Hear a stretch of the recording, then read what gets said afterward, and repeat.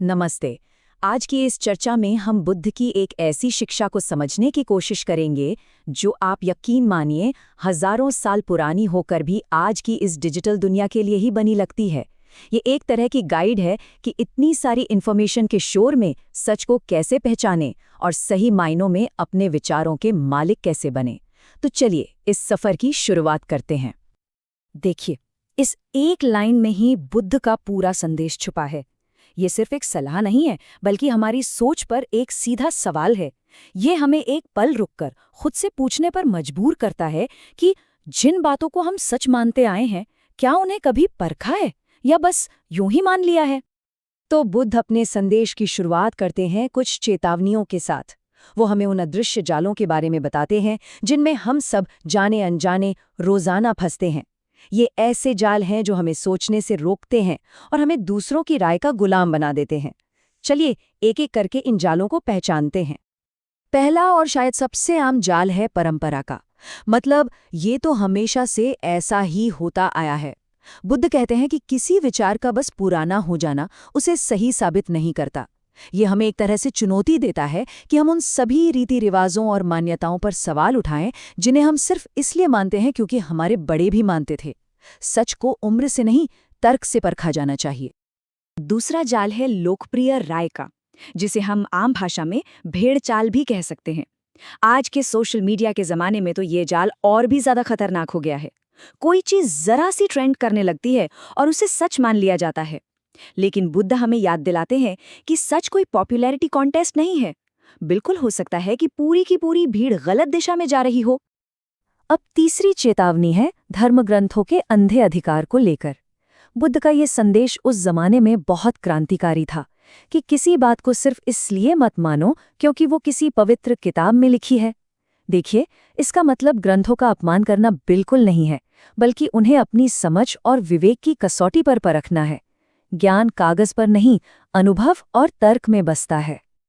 और चौथा जाल वो है किसी अधिकारी या विशेषज्ञ पर आंख मूंद कर विश्वास कर लेना। किसी गुरु, शिक्षक या नेता का सम्मान करना एक बात है, लेकिन उनकी हर बात को बिना सवाल किए मान लेना, ये हमारे अपनी सोचने की शक्ति को खत्म कर देता है। बुद्ध हमें सिखाते हैं कि सच्चा ज्ञान किसी व्यक्ति के पद से नहीं, बल्कि उसके विचारों के तर्क और उसके नतीजों से आता है।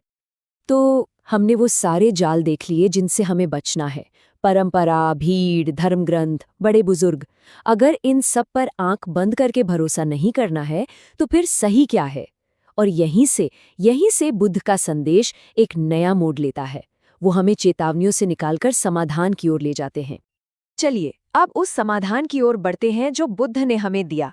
ये एक पूरा फ्रेमवर्क है किसी भी विचार को अपनाने से पहले उसे परखने का एक साफ सुथरा तरीका। इसे हम सत्य की कसौटी कह सकते हैं। बुद्ध ने सच को परखने के लिए एक 3 स्टेप फिल्टर दिया। ये बहुत सिंपल है लेकिन बहुत गहरा भी है। किसी भी बात को अपनाने से पहले हमें खुद से ये 3 सवाल पूछने चाहिए। पहला, क्या ये मेरे अपने अनुभव और मेरी अपनी समझ से मेल खाता है? दूसरा, क्या ये तर्क की कसौटी पर खरा उतरता है?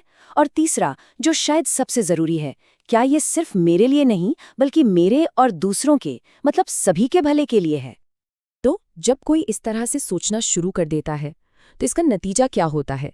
ये सिर्फ ज्यादा जानकारी इकट्ठा करने के बारे में नहीं है। नहीं, ये चेतना के एक नए लेवल तक पहुंचने के बारे में है। और यहीं पर सच्ची बुद्धिमत्ता की असली परिभाषा सामने आती है। सच्ची बुद्धिमत्ता का मतलब ये नहीं कि बहुत सारी बातें पता हों, बल्कि इसका मतलब है सोचने के इस खास तरीके की प्रैक्टिस करना। ये एक जिम्मेदारी है अपने प्रति और दूसरों के प्रति कि हम केवल उसी बात को स्वीकार करें जो तर्कसंगत हो और सबका भला करने वाली हो। और आखिर में बुद्ध कहते हैं कि ये जो मानसिक अनुशासन है, ये जो सोचने का तरीका है, यही जागृति की राह पर हमारा पहला कदम है। ये एक ज्यादा जागरूक, एक ज्यादा प्रबुद्ध जीवन की नींव है और इसकी शुरुआत अपने ही मन की जांच से होती है। तो ये पूरी चर्चा हमें इस आखिरी और बहुत गहरे सवाल के साथ छोड़ जाती है। हम जिन भी बातों को सच मानकर अपनी जिंदगी जी रहे हैं, उनमें से कितनी इस प्राचीन लेकिन हमेशा काम आने वाली कसौटी पर, इस टेस्ट पर खरी उतरेंगी? इसका जवाब हम सभी को अपने अंदर ही खोजना है।